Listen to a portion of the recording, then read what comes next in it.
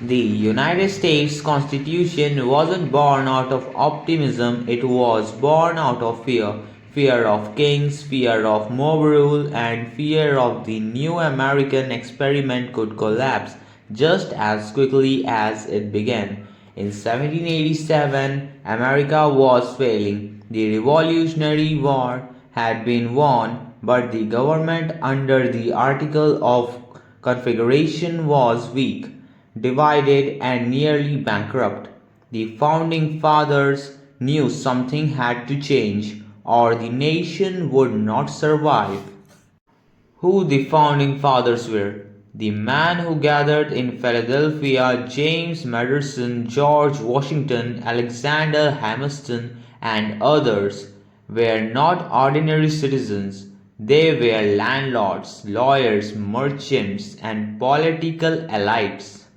They didn't fully trust the masses, and they absolutely didn't trust concentrated power. That tension shaped every line of the Constitution. The constitutional conviction was secret, hated, and unstable. Delegates argued over representation, states' power, and slavery. Large states wanted representation by population. Small states feared being erased. The result was compromise.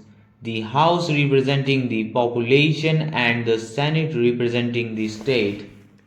Slavery, the nation's deepest contradiction, was never resolved, only postponed though morally bankrupt compromises that counted enslaved people as fractions, not humans.